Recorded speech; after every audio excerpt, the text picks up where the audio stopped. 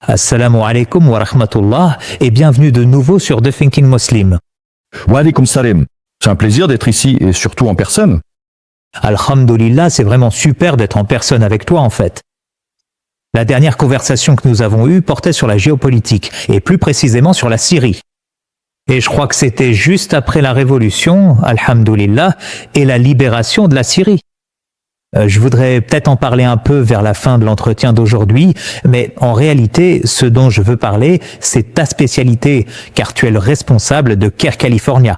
CARE est une organisation de défense des droits civiques qui fait un travail très efficace. Je l'ai vu de mes propres yeux quand j'étais en Californie. Et je veux me concentrer sur l'administration Trump et sur certaines des façons dont elle érode les droits civiques et les libertés civiles, pas seulement pour les musulmans bien sûr, mais pour la société en général. La société. Et il est sans doute approprié de commencer par ce qui se passe en ce moment à Minneapolis, où les agents de l'ICE ou des agents fédéraux ont tué Alex Peretti. Et on a vraiment l'impression qu'une limite a été franchie. À votre avis, s'agit-il d'une aberration ou cela fait-il partie d'un usage systématique de la force par l'administration Trump ? Il n'y a aucun doute sur le fait que l'ICE a reçu l'autorisation d'utiliser la force, car nous avons vu de nouvelles tactiques. Je pense qu'aujourd'hui, la formation permet l'usage de la force non seulement lors de l'enlèvement et de l'arrestation de personnes soupçonnées d'être en situation irrégulière, mais aussi contre toute personne qui entrave ou complique la réalisation de ces descentes ou arrestations. Cela inclut les citoyens américains, des citoyens qui pourraient être en train de manifester. Donc, on observe un changement dans leur mode d'action, leurs pratiques et leur manière de se comporter, comme être plus agressif, plus insistant, arrêter des gens, même dans leur façon d'aborder les personnes aujourd'hui. Vous savez, maintenant, il ne s'agit plus seulement d'aller faire une descente dans un endroit où ils ont reçu un tuyau. Que ce soit des personnes en situation irrégulière ou régulière, des gens travaillent, mais même dans la rue, donc c'est vraiment basé sur la race. Et malheureusement, la Cour suprême a autorisé que cela soit un critère pour décider qui est contrôlé aujourd'hui. Donc, quand ils voient des personnes à la peau brune, qui considèrent peut-être comme des latinos, il n'est pas rare d'être arrêtés et de se faire demander une preuve de citoyenneté. Donc oui, maintenant qu'une limite ait été franchie ou non, que ce soit intentionnel ou pas, vous savez, je ne pense pas que leur intention était de tuer des gens.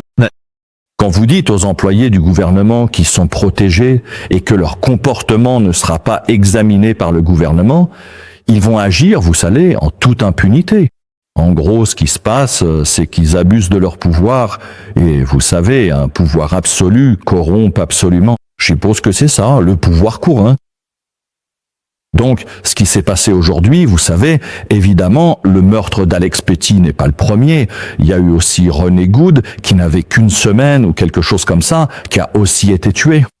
Jusqu'à présent, 3 citoyens américains ont été tués.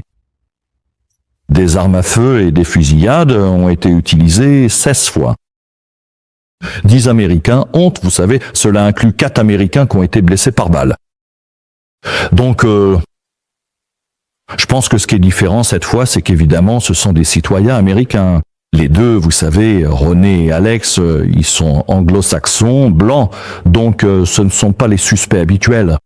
Ce ne sont pas ceux qu'on considère comme des citoyens de seconde zone pour lesquels personne n'aurait de compassion. Mais voici ce qui change. Je pense que... premièrement, je pensais personnellement, en tant que militant des droits civiques, qu'il y aurait de l'indignation dans la rue. Y compris sa base, la base du président. Il n'y en a pas eu. Si vous regardez sur les réseaux sociaux, il n'y a pas eu d'indignation. Il y a eu quelques personnes qui disaient, bon là c'est peut-être allé trop loin. Les sondages montrent que peut-être 60, peut-être 62% des Américains ne sont pas satisfaits des méthodes et des pratiques de l'ICE. Mais ce n'est pas un chiffre énorme. On pourrait penser que, il y a seulement quelques semaines, Trump menaçait l'Iran de... Vous savez, être bombardé parce que leur police tire sur des manifestants iraniens, ce qui n'est jamais acceptable. Bien sûr, on fait la même chose, peut-être pas à la même échelle. Vous pourriez penser que 80% des gens en Amérique, peut-être 85%, devraient être indignés, si ce n'est que 60%. Ça me dit qu'il y a encore une base qui trouve ça acceptable. Et comment expliquer ça? Pourquoi la base reste-t-elle aussi résiliente alors que, comme vous l'avez dit, ce ne sont pas des étrangers ou des migrants soupçonnés d'être en situation irrégulière qui se font tirer dessus, même si cela reste inacceptable? Ce sont des Américains blancs. Oui, principalement parce qu'on a atteint un niveau de polarisation jamais vu dans l'histoire récente de l'Amérique. Il y a une diabolisation de l'autre, et surtout venant de la droite, faut le dire. Oui, la gauche aussi a sa part de responsabilité dans l'altérisation et la diabolisation de l'autre camp. Mais la majeure partie vient des partisans de Trump qui attisent la xénophobie et le fascisme d'une manière que l'Amérique n'avait pas connue depuis des décennies. Peut-être bien. Les personnes qui soutiennent les immigrés et les migrants, qu'ils soient en situation régulière ou non, sont considérés comme des gens qui menacent la sécurité de l'Amérique, qui permettent une invasion étrangère, un remplacement en gros, et un déplacement de la majorité. C'est pour cela que la personne moyenne, qui soutient des politiques anti-immigrés et anti-immigration, considère ceux qui défendent les immigrés comme faisant partie du problème. Il y a donc peu de sympathie, même si ces personnes sont des citoyens américains. Malgré, vous savez, peut-être une certaine tolérance qui existe parmi les partisans, il y a eu suffisamment de voix, y compris de la part de républicains raisonnables, y compris des membres du Congrès, pour se plaindre ou exiger une enquête indépendante, quelque chose qui devrait être tout à fait élémentaire. Les sondages montrent toujours qu'il y a une baisse du soutien aux actions du président contre les immigrés, qu'ils soient en situation régulière ou non, au point que le président a ressenti le besoin de revenir sur certaines de ses actions. Et on entend maintenant que certaines mesures sont prises pour permettre la tenue d'une enquête indépendante par l'État, et peut-être même par la ville, en retirant beaucoup, voire la totalité, des agents, vous savez, des agents de l'ICE, et peut-être en relâchant un peu le comportement musclé. Oui, c'est vrai, parce qu'au début, la porte-parole de la Maison-Blanche était très ferme en suggérant qu'Alex Pretty avait sorti une arme, ou qu'il était un terroriste intérieur, ou peu importe le terme utilisé. Oui, terroriste intérieur. Terroriste. Mais comme tu l'as dit, il y a un recul de la Maison-Blanche, en particulier de la part de Donald Trump, qui a refusé d'utiliser ce genre de terme. Penses-tu donc que l'administration Trump est allée trop loin ici, et ils se sont rendus compte qu'ils étaient peut-être allés trop loin, quand ils ont donné carte blanche aux agents de l'ICE pour agir en toute impunité?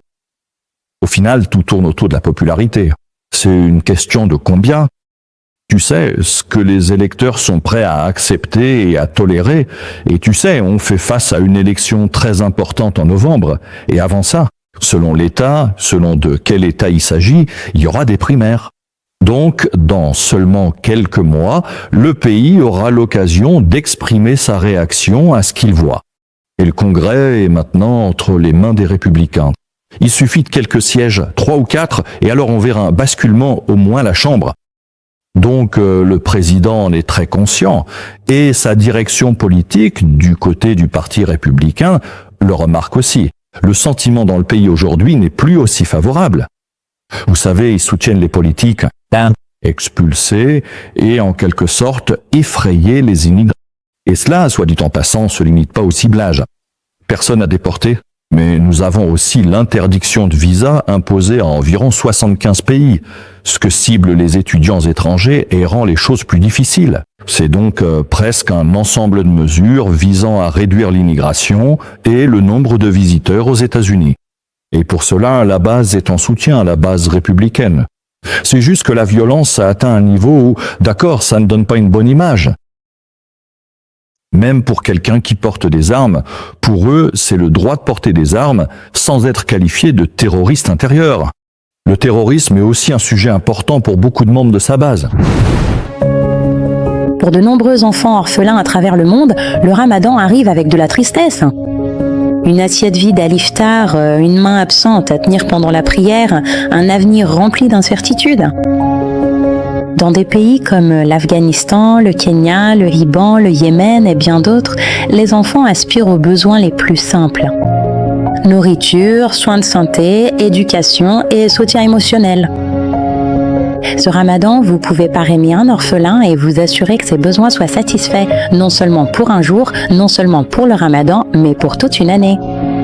Le prophète Mohammed a dit « Moi et le tuteur d'un orphelin serons au paradis comme ses deux doigts ». Tenez-vous aux côtés du prophète en parrainant un orphelin aujourd'hui. Transformez votre compassion en espoir. Rendez-vous sur btml.us/thinkingmuslim pour en savoir plus et faire un don. Permettez-moi de vous interroger sur la montée de l'islamophobie aux États-Unis, car il semble effectivement y avoir une forte augmentation du sentiment anti-musulman au sein de la société américaine. Il y a un débat qui était autrefois très marginal, la théorie du grand remplacement, qui semble maintenant, du moins dans certains cercles, être devenu un thème central. Et bien sûr, les musulmans et l'islam sont intégrés, sont mêlés à cette conversation. Je veux dire, j'ai raison de dire que vous êtes 4 millions, peut-être 4 ou 5 millions aux États-Unis, soit moins d'1% de la population. Donc c'est, tu sais, en comparaison avec la Grande-Bretagne. C'est une minorité au fin d'une minorité. Explique-moi pourquoi ça ne tient pas la route. Tu sais, vous êtes un groupe très restreint dans le pays, et pourtant l'islamophobie est tellement répandue. Oui, des études encore et encore menées par divers organismes de recherche, des universitaires et le CAR, le Council on American Islam Creation, ont montré que 75 à 85% du financement de l'islamophobie en Amérique provient d'organisations à base sioniste, D'accord. portées par leurs sentiments pro-Israël et anti-palestiniens. Oui. Donc en fait, on le prend pas trop personnellement. C'est pas une question d'islam ou de musulmans.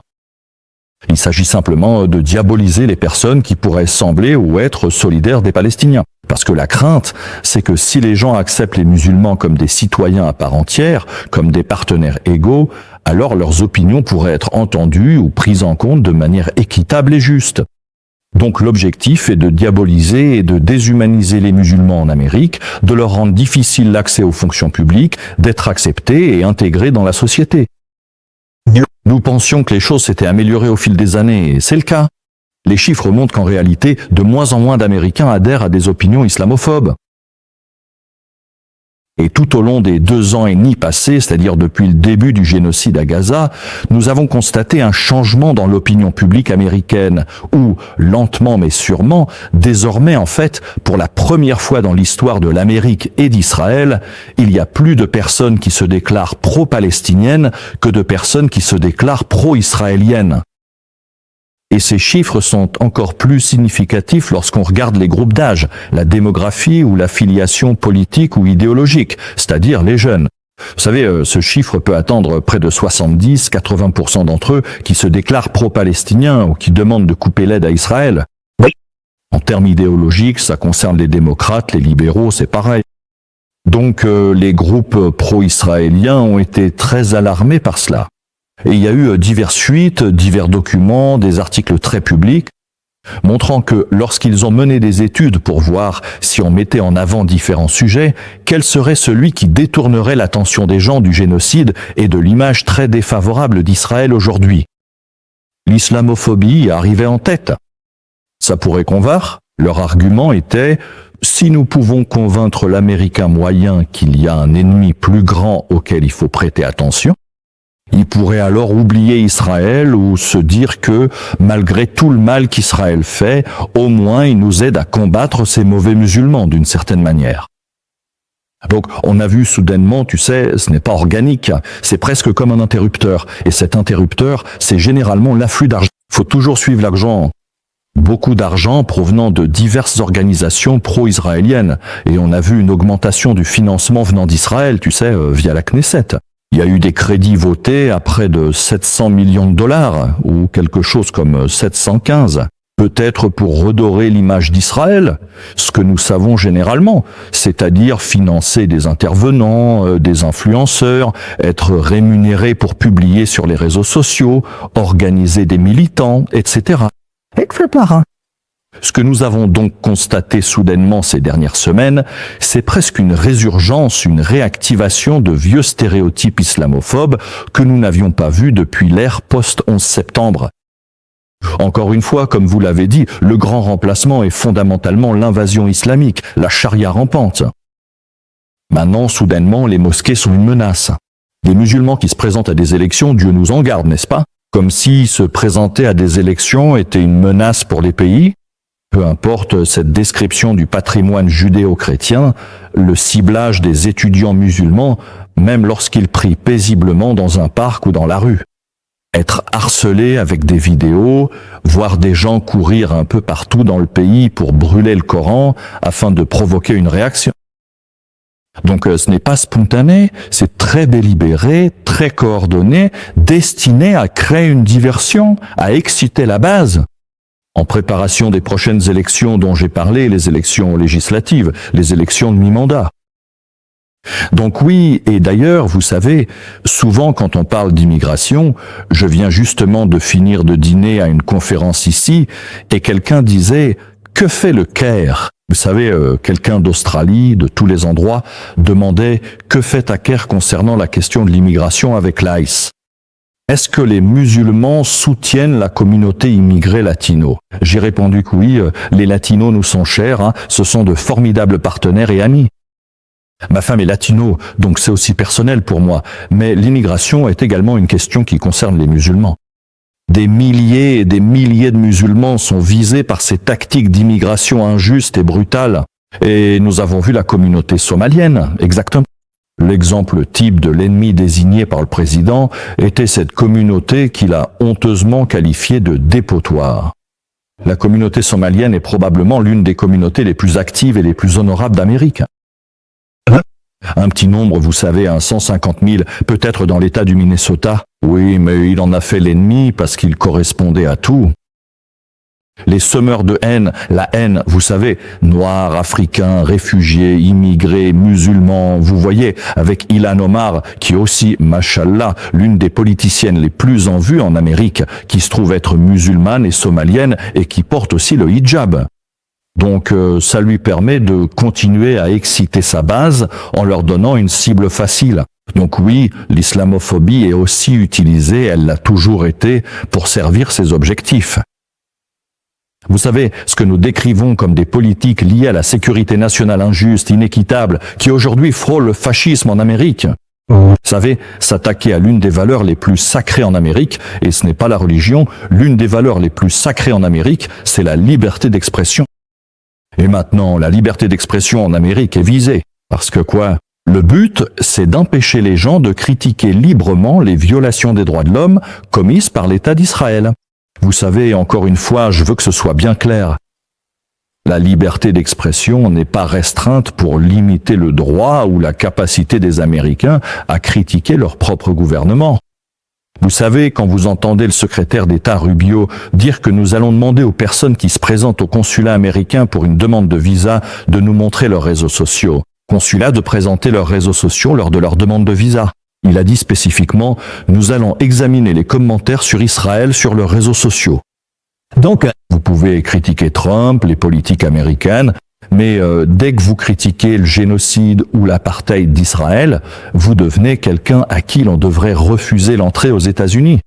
Ou si vous êtes étudiant, vous savez, vous pourriez être suspendu. Vous savez, si vous êtes sur les réseaux sociaux, ils auront le droit de contrôler les algorithmes pour s'assurer que toute critique d'Israël soit supprimée, soit, vous savez, rendue invisible d'une manière ou d'une autre. Récemment, j'ai rencontré un spectateur qui m'a dit quelque chose qui m'a vraiment interpellé. The Thinking Muslim ne s'est pas contenté de l'informer, cela a fondamentalement changé sa vision du monde. Et ce n'était pas un cajolet. Un responsable du convoi mondial Sumud a expliqué qu'un de nos épisodes l'a fait passer du simple visionnage à une action concrète et significative. Un jeune homme du Soudan a partagé qu'il avait appris l'anglais en écoutant l'émission et qu'il est désormais inspiré à servir l'Oumma. Des madrasas ont intégré le podcast dans leur programme universitaire. Dès le premier jour, The Thinking Muslim n'a jamais été conçu comme un simple podcast de plus. Il a été fondé sur la conviction simple que notre Oumma mérite des médias ancrés dans la foi, la justice et le sérieux intellectuel. Des médias qui renforcent l'iman tout en affrontant le monde avec honnêteté et courage. Nous doublons désormais notre contenu dans plusieurs langues. nous avons lancé de nouvelles collaborations, dont un programme avec l'imam Tom Fekini et une émission axée sur la jeunesse pour la prochaine génération. Et en emmenant The Thinking Muslim sur la route, j'ai pu constater de mes propres yeux la soif de notre Ummah pour de la substance, de la profondeur et un leadership fondé sur des principes. Ce qui arrive ensuite est encore plus ambitieux. Une émission d'histoire racontée avec du sens pour aujourd'hui. Une série sur des figures transformatrices, une sira politique et du contenu spécialement conçu pour les enfants. La vision seule ne suffit pas. Pour construire des studios, former des présentateurs et créer des médias professionnels capables de rivaliser avec les meilleurs, nous avons besoin d'un soutien durable de la part de ceux qui croient que ce travail est important. Rejoignez-nous dès aujourd'hui. Devenez membre sur thinkingmuslim.com/membership et aidez-nous à construire ce que notre communauté mérite vraiment.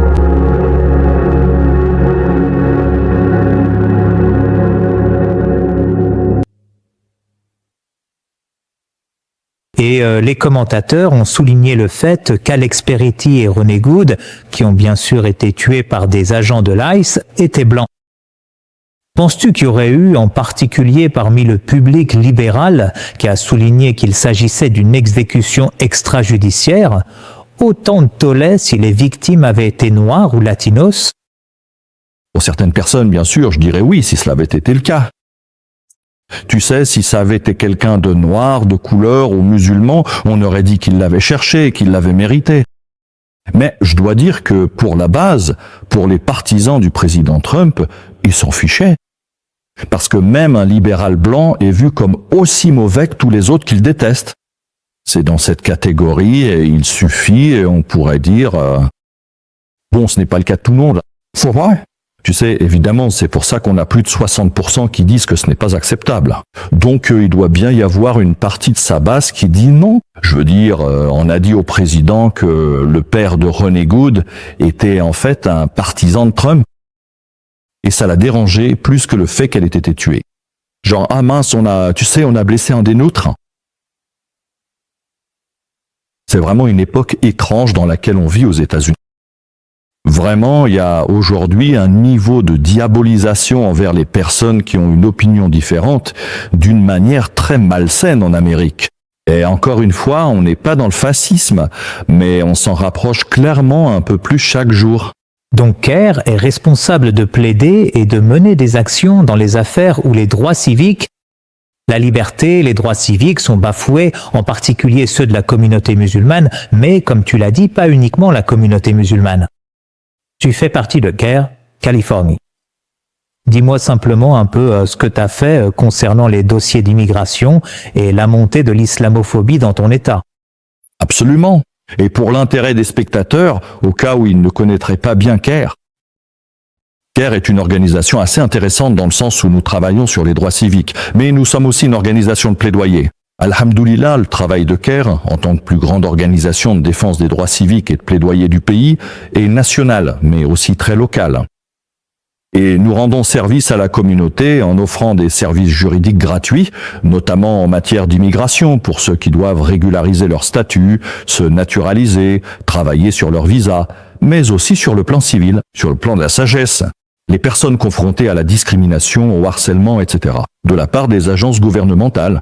Une partie de notre travail consiste à mobiliser et à plaider à travers le travail avec la communauté, en répondant aux alertes d'action, en incitant les gens à appeler et à rencontrer leurs représentants élus, que ce soit au niveau local, étatique ou fédéral. Oui. Nous sommes également actifs dans la formation des jeunes à travers des programmes de leadership.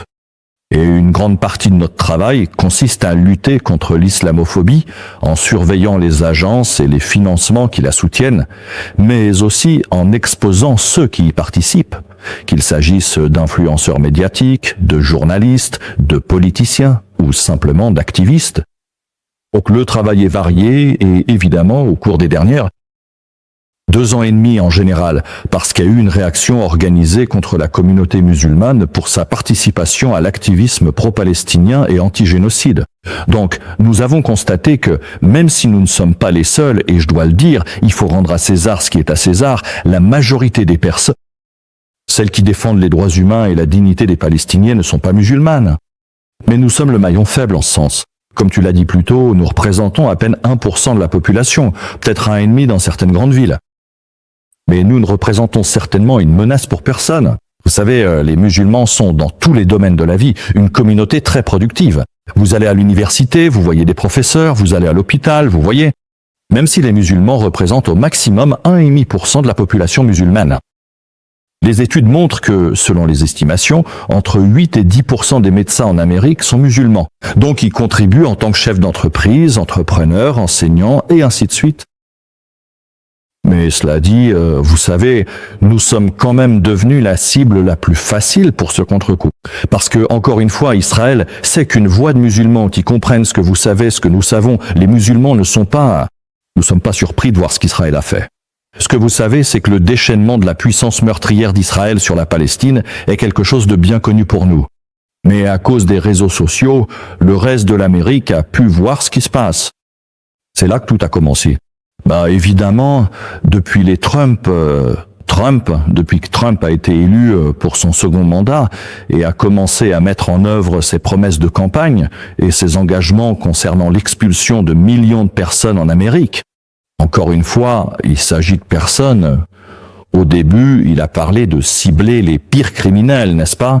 Et les gens ont dit, très bien, vous savez, personne ne veut de criminels, que ce soit des citoyens ou des sans-papiers. Super, cibler les criminels, les violeurs, trafiquants de drogue, etc. Mais de toute évidence, comme nous l'avons constaté, les attaques ne visaient pas les criminels, mais les personnes qui travaillent dans les hôpitaux, dans le bâtiment, dans les champs, etc. Cela a donc un impact sur tous les acteurs de l'économie. La première réponse de Kerr a été de renforcer nos coalitions avec des groupes et des communautés partageant les mêmes idées. Et il y en a beaucoup. Et évidemment, c'est plus efficace dans les régions plus diversifiées, comme la Californie. Oui, c'est donc au niveau local à la base. La deuxième chose, c'est d'éduquer la communauté. Parce que les musulmans, comme tout le monde en Amérique, ne sont pas à l'abri de la propagande venant de l'extrême droite et des xénophobes. C'est-à-dire que certains musulmans tombent dans ce biais du genre « ce ne sont que des clandestins, entre guillemets, qui sont des criminels. Ils représentent une menace pour notre pays. Ils prennent nos emplois. » Donc, vous savez, ce n'est pas rare parfois d'entendre ça de la part de musulmans immigrés et de toutes les personnes comme des gens qui viennent tout juste d'obtenir la citoyenneté. Peut-être il y a un an, et maintenant ils disent genre non, on n'a pas besoin d'étrangers. C'est le frère. Genre il y a à peine un an, tu faisais face à la même discrimination. Donc éduquer notre communauté sur notre mission. En tant que communauté musulmane, vous savez à quel point l'islam insiste sur la loi, oui, le respect de la loi, mais aussi sur la miséricorde, la dignité. Même si vous avez affaire à quelqu'un qui ne devrait pas être ici, il existe des moyens légaux, miséricordieux et compatissants de faire les choses, sans parler du fait que notre système d'immigration est en réalité complètement détraqué. Notre système d'immigration ne permet pas un traitement équitable des membres de la famille, des demandeurs d'asile, des réfugiés, et ainsi de suite. Donc il y a ce racisme historique qui existe dans notre système d'immigration. L'autre aspect, c'est de rencontrer les responsables politiques. Donc, nous aidons. En coalition, nous faisons pression pour des politiques qui préserveront les droits des immigrés. Que ce soit pour permettre aux immigrés en Californie d'obtenir un permis de conduire afin qu'ils puissent avoir une vie normale. S'assurer que, vous savez, l'un des aspects tristes de l'immigration, c'est qu'elle punit non seulement la personne qui a enfreint la loi, mais aussi ses descendants, ses personnes à charge. C'est-à-dire, imaginez un parent, une famille, décidant de fuir la guerre dans un pays d'Amérique du Sud, ou d'Afghanistan, ou de Syrie. Et ils arrivent à la frontière, essayent d'obtenir l'asile. Ils n'obtiennent pas l'asile. Et finissent par décider de traverser la frontière avec leurs 5 enfants ou 2 enfants. Un enfant d'1 an, 2 ans. Aujourd'hui, beaucoup de ces personnes sont venues et ont vécu ici pendant 7, 8, 10, 20 ans, sans avoir la citoyenneté ni la possibilité de régulariser leur situation. Leurs enfants, au début, en Californie, par exemple, ne pouvaient pas aller à l'université, ne pouvaient pas trouver de travail parce qu'ils n'avaient pas de permis de travail. Donc, vous savez, l'une des choses que nous demandons et pour lesquelles nous avons fait du lobbying, c'est que ces enfants aient les mêmes opportunités que n'importe quel enfant en Amérique. Parce que, je veux dire, c'est du bon sens, mais aussi une question d'équité. Le bon sens, c'est que vous ne voulez pas pousser qui que ce soit vers les marges de la société. Parce que c'est à ce moment-là qu'ils se font recruter, qu'ils tombent dans la criminalité, les gangs et tout ça. La deuxième partie, c'est l'équité. Ces jeunes, ces personnes, on les appelle ici les dreamers. Ces personnes ne sont pas responsables de ce que leurs parents ont fait, donc ils ne devraient pas être pénalisés ou criminalisés pour cela. Voilà un exemple. Maintenant, évidemment, l'une des grandes démarches que nous faisons, c'est de faire pression sur le Congrès, par exemple. Il y a un vote à venir aux États-Unis, au Sénat, et il s'agit en gros de traiter le financement du DHS, le département de la sécurité intérieure, qui est l'agence gouvernementale qui supervise l'ICE, ainsi que quelques autres agences CBP et CIS. Donc une chose que nous défendons actuellement avec d'autres militants, dont beaucoup sont des organisations pro-immigration et de défense des droits civiques, et soutenues par une majorité de démocrates au Congrès, c'est peut-être d'introduire certaines restrictions, certains changements dans la manière de faire, ou presque des conditions préalables avant de financer l'ICE, comme par exemple exiger des agents de l'ICE de ne pas porter de masque, car cela les dissuaderait de commettre certaines de ces atrocités. Peut-être offrir plus de transparence, plus de contrôle, plus de capacité pour le gouvernement local à mener et à réaliser des enquêtes indépendantes lorsqu'il y a des accusations et des soupçons de violence des droits. Pour le CAIR, il s'agit aussi d'utiliser le système juridique, car le CAIR propose également une partie de service. Nous fournissons des services d'immigration à tout le monde. Nous ne demandons pas aux gens, vous savez, leur origine. Et ils viennent nous voir, ils demandent à régulariser leur situation, à travailler sur leur naturalisation. Beaucoup de nos clients, qui viennent notamment de Somalie, d'Afghanistan ou aussi de pays d'Amérique latine, sont aujourd'hui menacés dans leur capacité à rester dans le pays, même s'ils ont un permis de travail, même s'ils ont une demande d'asile en cours légalement. Donc ils sont dans le pays illégalement du moins, mais pas encore complètement régularisés. Beaucoup de ces clients rencontrent des difficultés, donc nous intentons des actions en justice chaque fois que possible pour nous assurer qu'ils ne soient pas séparés de leur famille. Qu'au moins ils aient droit à un procès équitable. L'essentiel, c'est de sensibiliser, d'être une voix supplémentaire à un moment où les gens ont peur de s'exprimer contre le gouvernement. Vous savez, je plaisante parce que vous avez parlé de la Syrie et je dis que mes parents viennent de Syrie. Mes parents ont quitté la Syrie il y a de nombreuses années pour fuir la répression et le manque de liberté quand Assad et le parti Baas ont pris le pouvoir. Et vous savez, finalement, je suis venu aux États-Unis. Mes parents sont américains. Ce sont des citoyens américains maintenant. Et c'est triste à dire, mais aujourd'hui, les Syriens ont bien plus de liberté que la personne moyenne en Amérique. Et ce n'est pas comme ça que ça devrait être. Nous devrions avoir la liberté aussi bien en Syrie qu'en Amérique. Puis-je vous interroger sur le cas de la sœur Laka Kurdia, qui croupit en prison depuis presque 1 an, je crois. C'est la dernière des manifestants de l'Université Columbia. Palestinienne, elle a participé à une manifestation pro-Gaza et a été arrêtée pour des irrégularités migratoires. Soi-disant des irrégularités. Et maintenant, 2 juges ont statué qu'elle devait être libérée. Et pourtant, elle ne l'est pas. Elle n'a pas été libérée. Expliquez-nous simplement ce qui se passe là-bas. Comment se fait-il que cette jeune femme reste incarcérée? Merci. À vous. Je veux dire, c'est l'un des nombreux cas qui défient toute logique juridique en Amérique, vous savez. Mahmoud, Khalil, Roumeissa, Al-Sturk. D'une certaine manière, bien sûr, son cas à elle est un peu plus scandaleux, parce qu'elle reste encore en prison et en détention. Le gouvernement américain, l'administration Trump le sait, je veux dire, et elle est actuellement en violation de nombreuses décisions rendues par différents tribunaux américains. Tribunaux, parce qu'il n'y a aucun moyen, il n'y a aucun moyen de faire appliquer ces décisions pour le moment. Maintenant, évidemment, le plus grand défi aujourd'hui, c'est que les Palestiniens sont au plus bas en termes de niveau de sympathie en Amérique actuellement.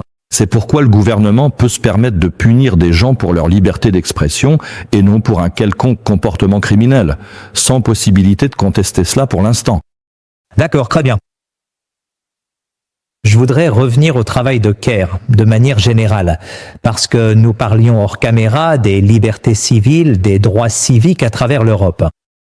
Et bien sûr, en Grande-Bretagne, en France en particulier, en Allemagne, on a assisté à une forte érosion des droits civiques. Je veux dire, en France aujourd'hui, il est presque devenu impossible, parfois, de pratiquer l'islam de façon autonome.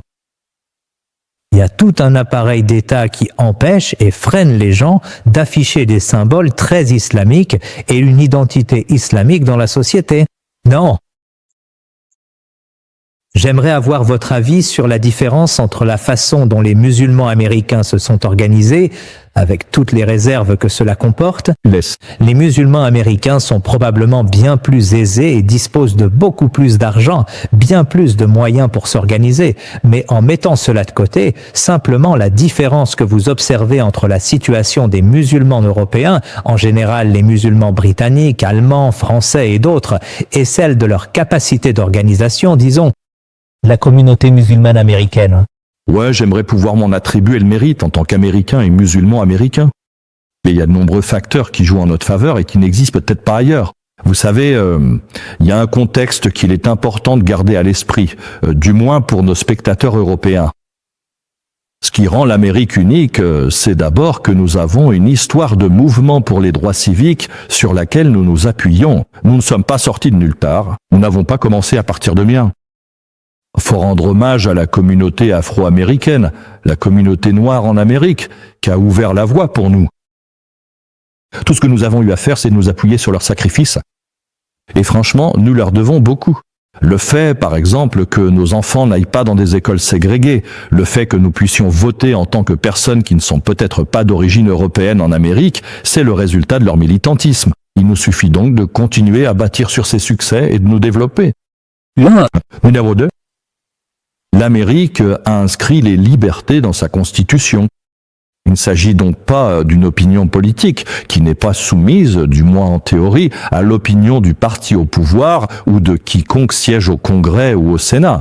La Maison-Blanche, la liberté d'expression, vous savez, le premier amendement, vous savez, la liberté d'expression, la liberté de pratique religieuse. La séparation de l'Église et de l'État aux États-Unis est très différente de la façon dont elle est comprise en Europe, et notamment dans des pays comme la France ou la Belgique. Peut-être que pour nous, il n'y a pas d'animosité envers la religion, du moins dans l'histoire ou la psyché américaine.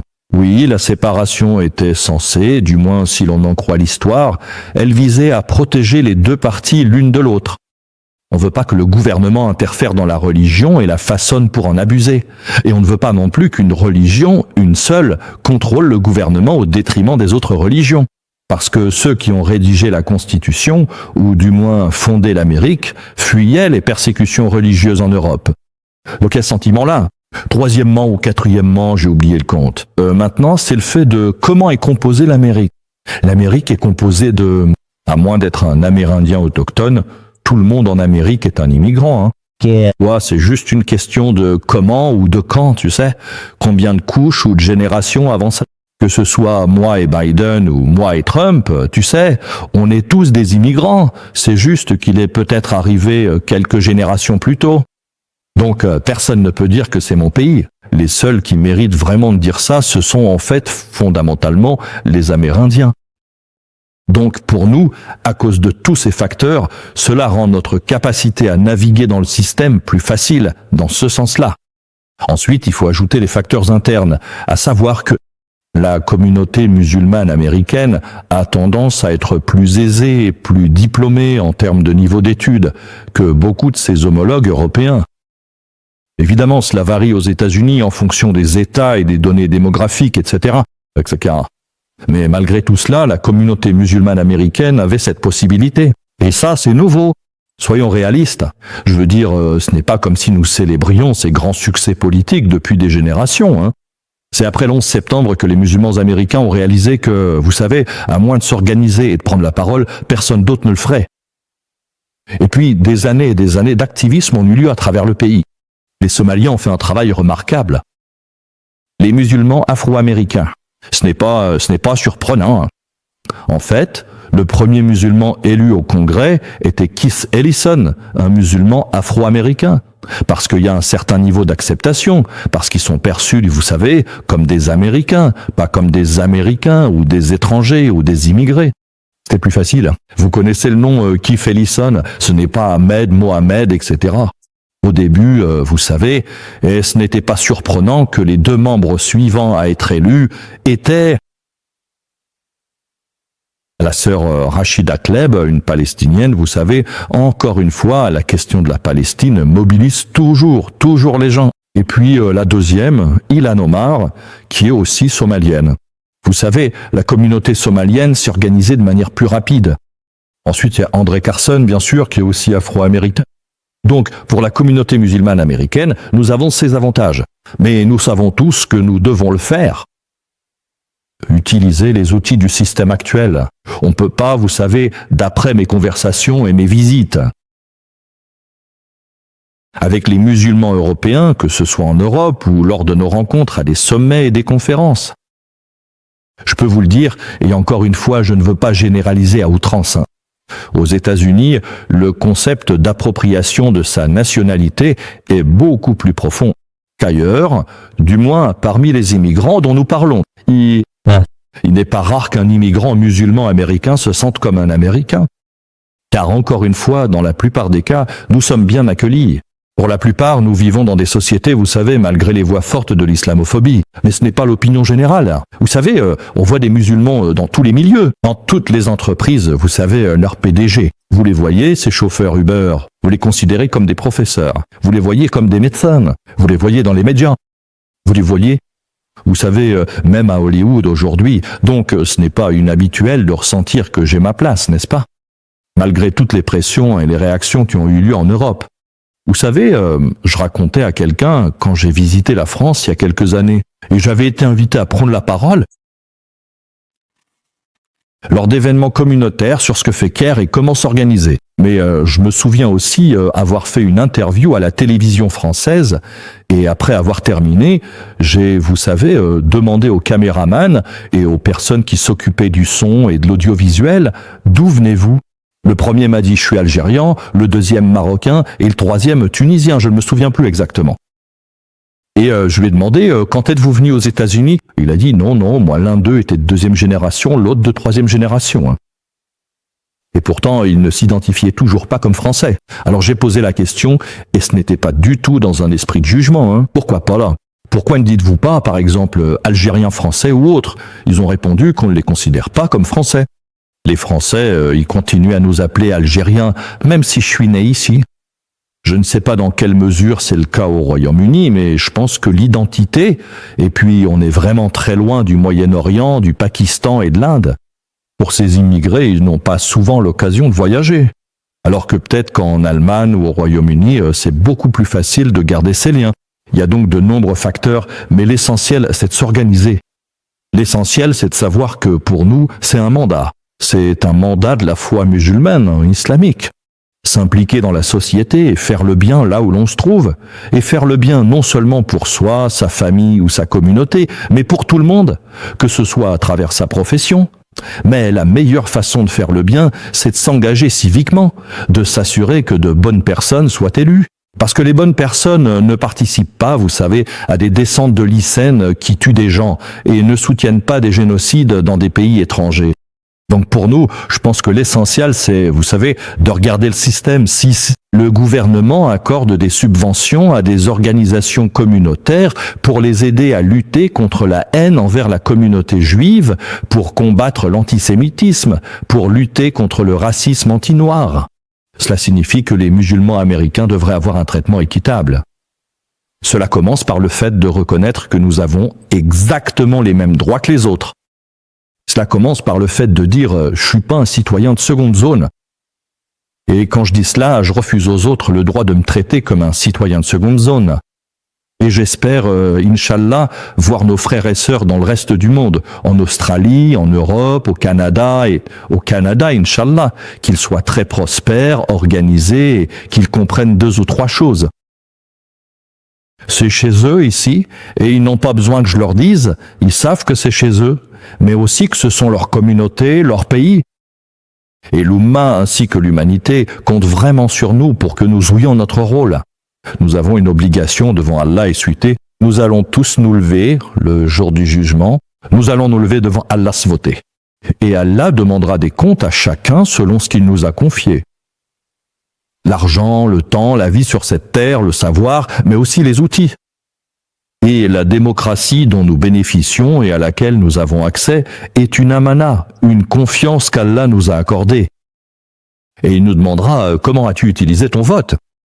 Et je détesterais devoir dire que je n'ai pas voté. Je pensais pas pouvoir faire la différence. Alors que nous savons que nous pouvons faire la différence, nous pourrions empêcher des guerres, nous pouvons prévenir la xénophobie. Et c'est un domaine sur lequel, à mon avis, nous, musulmans, devons travailler sur nous-mêmes. Nous pouvons être apathiques. Nous ne pouvons pas nous permettre d'être apathiques en tant que musulmans et en tant que citoyens de nos pays respectifs. Vous avez déjà utilisé le mot F, fascisme? Et vous avez soutenu que Tu m'as fait peur. Vous croyez être en marche, hein? Ouais. a déclaré que l'administration Trump ne sombre pas dans... Vous ne croyez pas qu'à ce stade, on dérive vers le fascisme? Mais bien sûr, de nombreux commentateurs affirment le contraire. Et vous savez, voir des personnes masquées, non identifiées, se promener dans les rues de Chicago ou de Los Angeles, arrêter et appréhender des citoyens dans la rue, ça ne ressemble pas au fonctionnement ordinaire d'un État démocratique. Croyez-vous encore en la noire? Parce qu'elle existe. On suppose désormais qu'il y a un projet plus vaste derrière tout ça. Le projet ne consiste pas simplement à réprimer quelques migrants en situation irrégulière. Il s'agit en réalité d'éroder l'État et les institutions, l'État de droit, institutions de l'État et de subvertir les normes démocratiques. Que, du moins pour l'instant, les citoyens américains ont toujours considéré comme une fierté nationale. Très bien toi. Et en fait, il existe des théories à ce sujet, et les faits montrent que ce ne sont peut-être plus des théories, mais bien des réalités. Vous savez, la théorie veut que Trump et son administration poussent vers des affrontements, sans aller jusqu'à une guerre civile, peut-être une insurrection, afin qu'ils puissent déclarer des mesures anti-insurrectionnelles, voire la loi martiale. Alors, que se passe-t-il si c'est le cas? Qu'est-ce qui se passe cette année? Élection. Il le sait, il a suspendu... L'élection? essentiellement. Et s'il suspendait l'élection, les élections générales auront lieu dans 2 ans, à l'issue desquelles son mandat s'achèvera. Il ne pourrait donc pas briguer un 3e mandat supplémentaire, car ce serait son 2e mandat. Autrement dit, la théorie est qu'il essaye de provoquer suffisamment de perturbations dans la société civile, en toute sécurité, là où cela pourrait être vu, et peut-être pas seulement vu, et peut-être accepté par des gens qui se disent « Tu sais ce que c'est? Nous voulons préserver la sécurité, nous voulons garder la stabilité. » Je pense qu'on en est loin, je crois pas que ça va arriver. Tu sais, il peut toujours y avoir des surprises, hein, mais oui, et je n'ai pas dit qu'on y était déjà, tu vois. J'ai dit qu'on glisse vers le fascisme. On n'y est pas encore, c'est-à-dire que je peux encore m'exprimer. Et m'en plaindre. Et des milliers, voire des dizaines de milliers de personnes, y compris des politiciens, des militants, sans être arrêtés ni tabassés, tu vois. Pour l'instant, espérons que ça continue. On n'en est pas encore à. Et je crois qu'il y a encore assez de gens, même chez les républicains, hein, qui ne sont pas satisfaits de cette direction. Parce qu'on l'a vu, tu sais, que ce soit avec Pence lors du premier mandat, tu sais, le vice-président Pence, et il y en a beaucoup comme lui, et on voit une fracture se produire même au sein de sa propre base.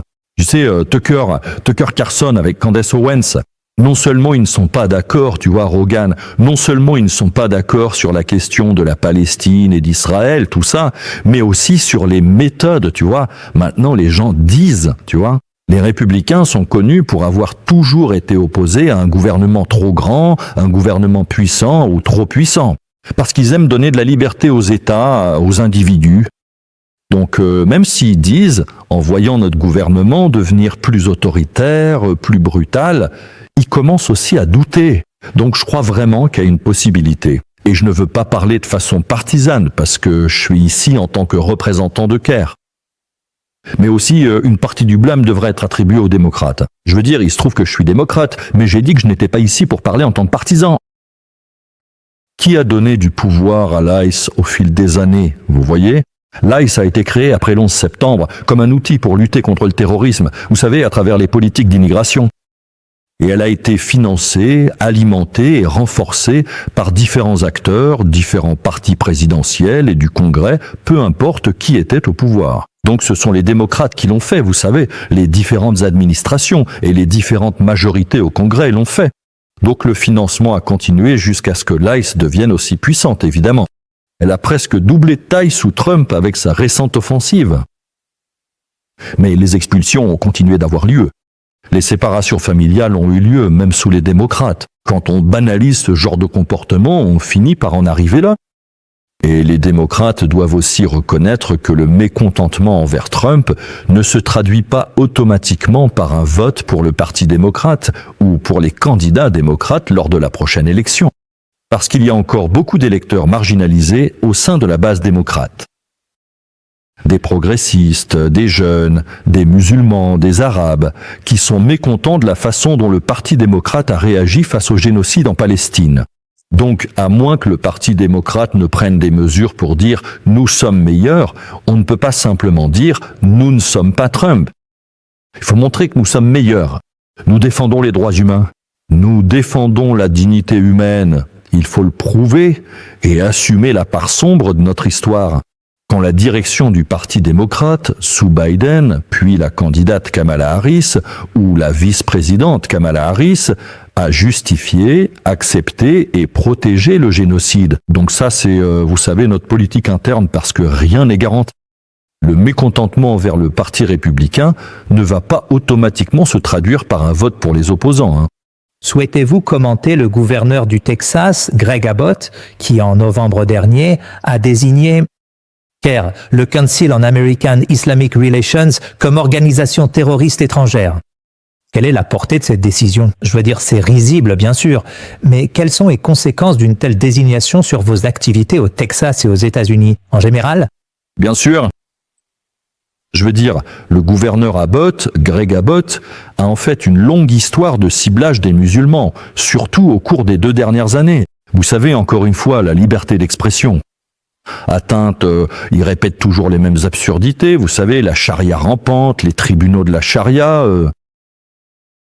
Les musulmans envahissent nos quartiers, vous savez, ils s'en prennent à des mosquées comme Epic, l'East Plano Islamic Center, des morgues musulmanes, et ainsi de suite. Donc c'est, vous savez, une année électorale. Ils se présentent à nouveau aux élections. Rien ne motive plus les électeurs que la peur et l'alarmisme. Donc il sait que ça marche, malheureusement, dans un État comme le Texas. Et vous savez, l'une de ces récentes attaques contre les musulmans a été de désigner CAIR Texas comme une organisation terroriste étrangère, ce qui n'a pas vraiment beaucoup d'impact juridique, vous voyez. Cela ne vous ferme pas, cela n'empêche pas les gens de faire des dons, ni les personnes qui travaillent chez CAIR, qui travaillent avec CAIR ou qui collaborent avec CAIR. C'est juste une façon de montrer à ses partisans pro-Israël, et il est un chrétien sioniste convaincu, vous savez, de montrer à sa base que « je suis votre meilleur allié, aucun autre adversaire ne ferait autant ». Évidemment, nous prenons cela très au sérieux, et nous avons effectivement intenté un procès contre lui et contre l'État. Ce qui l'a obligé à revenir en arrière et à dire « Oh, on ne parlait pas de CAIR Texas, vous savez, c'est CAIR National, vous savez, CAIR Texas, ça va ». Nous n'avons à nouveau aucun problème. Ça ne va pas avoir d'impact, vous savez. Évidemment, nous allons... Je suis très confiant que nous pourrons regagner, vous savez, le droit d'organiser notre communauté pour dénoncer les injustices commises par l'administration. Et par lui aussi. C'est une tactique d'intimidation contre les communautés musulmanes. Encore une fois, nous voyons cela comme faisant partie de l'islamophobie persistante. Faire taire toutes les voix et toutes celles qui défendent les droits des immigrés, qui dénoncent les abus de Trump, qui s'élèvent contre l'islamophobie dans le pays. Je parlais récemment avec un frère qui vit aux États-Unis et il envisage sérieusement de partir dans un autre pays, de s'installer dans un pays musulman. Je ne sais pas à quel point ce phénomène est répandu, bien sûr. À travers l'Europe, c'est un phénomène important. Vous savez, le nombre de musulmans français qui ont quitté la France, c'est phénoménal. Et même au Royaume-Uni, pour toutes sortes de raisons économiques, mais aussi à cause de l'islamophobie, de jeunes musulmans choisissent de partir ailleurs. Penses-tu que c'est un phénomène en croissance de ton point de vue? Je veux dire, moi, tu sais, encore une fois, je suis sûr qu'il n'y a pas de chiffres pour corroborer cela, mais de façon anecdotique, je constate qu'un plus grand nombre de musulmans migrent depuis les pays occidentaux. Et peut-être, Kazimi. Je veux dire, je commencerai par dire que, vous savez, chacun sait ce qui est le mieux pour soi-même et sa famille. Je ne vais pas juger les gens, parce que certains vivent des situations particulières, où ils sont peut-être harcelés de façon violente, de manière menaçante. Tu sais, mentalement, on peut pas. Chacun a ses limites. Il y a une quantité qu'on peut supporter. Et physiquement, si on s'inquiète, tu vois, en général, je suis contre cette tendance. Parce que c'est notre pays. L'Amérique, c'est notre pays. Pour les musulmans français, c'est leur pays. Et on peut pas abandonner dès qu'on ressent... on peut pas céder dès qu'on se sent menacé, parce que c'est exactement le but des islamophobes et des xénophobes. C'est, tu vois, pour nous faire sentir indésirables au point qu'on abandonne et qu'on parte ailleurs. C'est notre pays. Mais si quelqu'un veut tenter l'aventure ailleurs en tant qu'expatrié, parce que peut-être que ses enfants ont un certain âge, qu'ils doivent aller à l'université quelque part, qu'il veut leur apprendre l'arabe, qu'il veut s'assurer qu'ils gardent un lien avec leurs racines au Pakistan, je comprends tout à fait. Je trouve ça très bien. Je veux dire, nous sommes américains. Musulmans, mais nous avons aussi plusieurs identités, et elles ne se contredisent ni ne s'opposent entre elles. Vous savez, une personne peut être syrienne et arabe, ou kurde et américaine, et musulmane, et immigrée, et bien d'autres choses encore. Et célébrer tout cela, et pour moi, c'est tout à fait normal. Ce que j'ai surtout remarqué, c'est que beaucoup de gens partent s'installer en Turquie, en Turquie, et récemment de plus en plus au Qatar, aux Émirats Arabes Unis, en Arabie Saoudite, au Pakistan. Les chiffres n'en sont pas assez élevés pour que ce soit inquiétant. Mais pour moi, rien que le concept en lui-même, il faut qu'on en parle. Il faut qu'on s'en éloigne. Comme je l'ai dit, si des gens partent pour des raisons personnelles, pour 6 mois, pour 1 an, peut-être qu'ils ont trouvé un bon poste d'enseignant à l'université et qu'ils veulent tenter l'expérience. Peut-être qu'ils veulent économiser un peu d'argent parce que leurs impôts sont bien moindres quand on travaille à l'étranger. Et ça arrive. Des Américains de tous horizons. Des millions d'Américains sont partis en Arabie Saoudite, en Allemagne, etc. Donc ce n'est pas inhabituel, mais je ne veux pas que ce soit sur la base de « j'abandonne ». Je n'y arrive plus, je me sens pas le bienvenu. C'est normal de ne pas se sentir le bienvenu parce que quelqu'un essaye de provoquer ça, mais ça ne devrait pas devenir notre façon de fonctionner. À mon avis, au contraire, ce que nous devrions souligner dans notre communauté, c'est que c'est justement à ce moment-là consacrer plus de temps à faire de l'Amérique ou de nos pays respectifs des endroits plus accueillants pour tous, où l'on s'efforce de célébrer et d'embrasser la diversité du pays. Et pas seulement ça, il faut aussi résister à ceux qui propagent la haine. C'est eux qui devraient se sentir en tort. C'est eux qui doivent changer, pas nous. Une dernière question. La dernière fois, comme je l'ai dit au début de cet entretien, nous avons parlé de la Syrie. Et je crois que c'était juste avant que vous envisagiez de retourner en Syrie et de visiter la nouvelle Syrie, la Syrie libérée. Je pense que vous y êtes retourné depuis et j'aimerais simplement connaître vos impressions. Mais avec une question particulière en tête, bien sûr. Tu sais, avec tout ce que tu as dit jusqu'à présent sur la façon dont nous vivons en Occident, tu sais, nous sommes responsables des pays dans lesquels nous vivons et des communautés que nous servons, musulmans et non musulmans, et c'est tout à fait vrai. Mais bien sûr, il y a aussi une responsabilité envers l'humain musulmane. Les musulmans en général, et les musulmans syriens, mais ce n'est pas exclusif. Ce sont... La Syrie, c'est pour nous tous. C'est une préoccupation pour nous tous. Je suppose que les musulmans américains sont probablement au sommet en ce qui concerne l'aisance financière. Comment pouvez-vous soutenir de manière concrète et pratique, au-delà de l'aide humanitaire, je suppose? Comment pouvez-vous aider? Comment la Syrie peut-elle se reconstruire après ces 15 dernières années de guerre atroce? Oui, j'ai eu le plaisir d'y retourner en juillet. J'ai emmené certains de mes enfants, tu sais, étaient prêts à prendre le risque, comme ils disaient. D'autres avaient trop peur. C'est plutôt sûr, c'est assez sûr. Évidemment, c'est un pays qui se remet de la guerre, qui se remet de la tyrannie et des dictatures. Il reste encore beaucoup de chemin avant une véritable guérison. Mais les gens sont très pleins d'espoir. Les gens sont enthousiastes malgré la douleur, malgré ce qu'ils ont perdu. Et chaque Syrien a perdu des proches, a perdu des biens. Mais il garde espoir. Il y a un nouveau gouvernement qui reflète le peuple. Vois un gouvernement qui inclut des jeunes du pays. Ce n'est pas basé sur une tribu ou une secte ou, tu sais, des gens qui sont des professionnels, des experts dans leur domaine qui veulent reconstruire le pays. Il y a une acceptation dans la région, peut-être à l'exception d'Israël, du nouveau gouvernement. Et ils font de leur mieux, tu sais, les gouvernements arabes, le gouvernement turc, ils essaient d'aider, même les États-Unis. Tu vois, autant que je critique Trump et ses politiques à l'étranger, et chez lui, en Syrie, sa position a été raisonnable. En fait, elle a été, tu sais peut-être, protéger la Syrie de l'intervention et de l'ingérence d'Israël ne veut pas dire qu'Israël a arrêté. Tu sais, dès le lendemain de la destitution d'Assad, Israël a mené plus d'1 millier, peut-être 1100 raids contre la Syrie, a occupé un territoire près du plateau du Golan, qui reste sous occupation israélienne, et a insisté. Pour diviser la Syrie selon les confessions et les ethnies, elle continue de financer et de soutenir divers groupes séparatistes. Donc Israël continue de faire cela. Mais l'administration Trump, tu sais, peut-être à cause de l'influence, de la pression ou des promesses des dirigeants de Turquie, du Qatar et d'Arabie Saoudite. Et la Syrie a, d'une certaine manière, aidé la Syrie à être plus stable et unie. Maintenant, cela étant dit, quel est notre rôle à nous en tant qu'êtres humains, en tant que musulmans, en tant qu'activistes ? Évidemment, l'existence et le succès d'une Syrie démocratique sont en notre intérêt. Premièrement, il y a des gens qui y vivent. Nous voulons qu'ils prospèrent. Deuxièmement, cela contredit toutes les fausses images et fausses affirmations faites par les partisans d'Israël et les islamophobes, selon lesquelles les musulmans ne peuvent pas avoir de démocratie. Tu sais, il y a quelque chose d'intrinsèque chez les musulmans qui ferait qu'ils ne peuvent pas avoir de démocratie. Et nous savons tous que c'est complètement faux, parce que la plupart de ces dictatures ont été soutenues par les gouvernements occidentaux, ainsi que par Israël et ses partisans. Donc tu sais, la démocratie, ou plutôt empêcher la démocratie au Moyen-Orient, c'est une politique israélienne. C'est pas un secret, ils l'ont clairement dit. Ils préfèrent traiter avec des dictatures. Les dictateurs sont plus faciles à manipuler parce qu'on les contrôle, on leur donne ce dont ils ont besoin, c'est-à-dire la sécurité et le maintien au pouvoir, et ils seront à main de fer.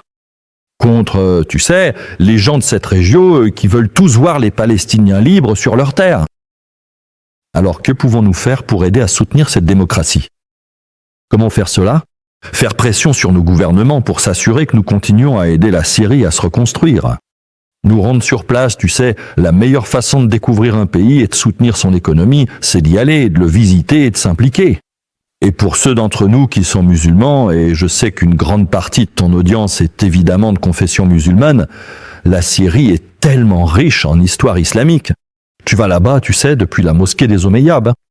Depuis la mosquée où Khalid ibn al-Walid, le grand compagnon, qu'Allah soit satisfait de lui, Sayyidina Bilal ibn Rabah, tu sais, sont enterrés là-bas, j'ai eu l'occasion d'y aller et de visiter. Muawiyah, des mères des croyants, Salama et Habiba, du tombeau de Salahuddin, tu sais, tout ce dont on a entendu parler dans notre histoire, que l'on célèbre, auquel on se sent attaché émotionnellement et spirituellement. Tu trouveras un lien avec tout cela quand tu visiteras la Syrie. Sans parler de la nourriture qui est excellente, des gens très hospitaliers, profites-en, vas-y, avant que les gens ne deviennent, d'une certaine manière, trop tournés vers le tourisme.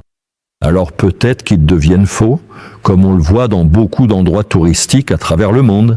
C'est un endroit très abordable, l'économie est encore en difficulté, donc ton dollar, ta livre, ton euro auront beaucoup de valeur pour profiter d'un bon moment en famille. Renforcer les liens. Au final, oui, nous sommes fiers d'être Américains, fiers d'être citoyens britanniques, fiers d'être Français. Nous sommes aussi, encore une fois, ce n'est pas incompatible, nous faisons partie d'une Oumma. Et la prospérité d'une partie de l'Oumma, la joie d'une partie de l'Oumma nous apporte de la joie à nous aussi. Et c'est encore plus réjouissant si nous contribuons à cette amélioration et à cette prospérité pour eux. Donc, alhamdoulilah, je pense que la Syrie est sur la bonne voie. Vous savez, peut-être que ce que nous devons aussi faire, c'est être la voix du peuple syrien, de leur lutte et de leur aspiration à la liberté et à la démocratie sous leur nouveau gouvernement. Pourquoi est-ce que je dis ça ? Qu'est-ce que je veux dire par là ? Je veux dire, en ce moment, il y a une campagne de désinformation contre la Syrie qui vient, vous savez, non seulement des sionistes, du côté israélien, mais aussi parfois de la part de groupes de gauche et, vous savez, de groupes mal informés. Des personnes qui sont marxistes, par exemple, qui présentent la lutte actuelle contre des groupes sécessionnistes, marxistes, orientés PKK, et essaient de faire croire qu'il s'agit d'un conflit entre Arabes et Kurdes. Vous savez, les Arabes et les Kurdes en Syrie ont vécu ensemble, vous savez, depuis des siècles et continueront de le faire. Frères et sœurs, en fait, ce sont les communautés les plus proches les unes des autres. Mais une telle déformation, malheureusement, nuit à l'image de la Syrie et, vous savez, peut-être au soutien public envers la Syrie. Donc informer sur ce qu'est la Syrie, c'est aussi informer sur certaines des attaques en cours. Vous savez, il y a des gouvernements arabes qui ne sont pas ravis de voir la démocratie s'installer dans la région. Parce qu'alors, leur propre population locale dirait « et nous, alors ?» Donc, les dictatures arabes et leurs médias payés, qui sont assez puissants au Moyen-Orient, continuent de présenter la démocratie comme quelque chose de négatif, de présenter le résultat de la révolution en Syrie comme une mauvaise chose. Soyez la voix. Et notre voix compte, comme nous l'avons appris tout au long du génocide en cours à Gaza. Osama Ilyusha, merci beaucoup. Et je pense vraiment que nous pouvons beaucoup apprendre du travail que vous avez accompli dans le domaine des soins. Et le travail accompli par la communauté musulmane américaine pour s'organiser. Alors vraiment, Jazakallah khair. Et je souhaite vraiment qu'il y ait davantage d'échanges entre les efforts des musulmans occidentaux, Inch'Allah. Mais Jazakallah khair, merci beaucoup pour votre temps. Avec plaisir. Merci de m'avoir hébergé. Wa alaikum. Wa alaikum. Assalamu alaikum. Vous êtes maintenant arrivé au terme de cette émission, et le fait que vous soyez resté jusqu'à la toute fin me prouve que vous croyez vraiment en notre travail. Veuillez envisager de faire un don ponctuel ou de devenir membre en visitant tankinmuslim.com/adhésion. Désormais, vos contributions vous donnent un accès exclusif aux coulisses et la possibilité de poser des questions à nos invités lors des appels mensuels. Avec moi-même, mon équipe et nos invités comme Sami Hamdi. Jazakallah khair et gardez-nous dans vos duas.